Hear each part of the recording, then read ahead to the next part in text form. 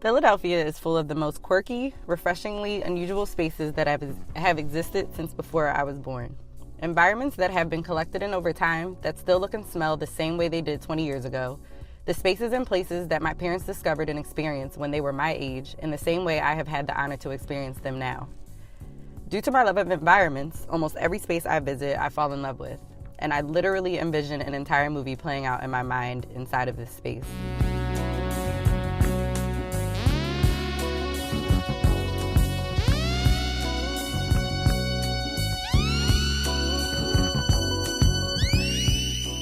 The environments I have chosen to highlight have serviced and contributed to our neighborhoods for years and years, and they are more ingrained into our communities than one would ever believe.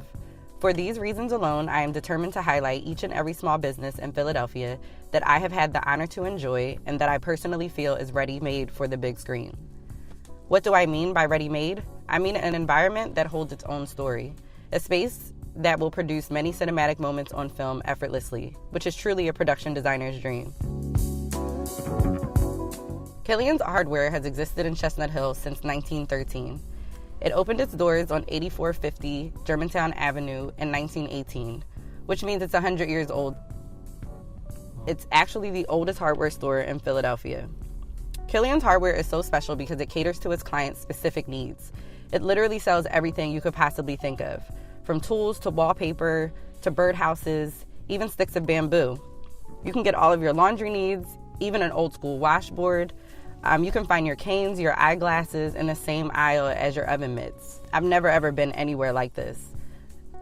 Killian's is also known for providing rare hardware for homes that are 100 years old or older. They are actually sought out by clients all over the world as far as Indonesia. So as a production designer, there were 7 specific spaces in the store that I wanted to focus on if I was ever filming something in this space. The garden aisle is the first aisle I wanted to focus on. This aisle has so many things that I can make props with and that I used in the visual story that I have told in this space as well. The letter room is another room that I wanted to focus on just due to the amount of angles that you can get in this room.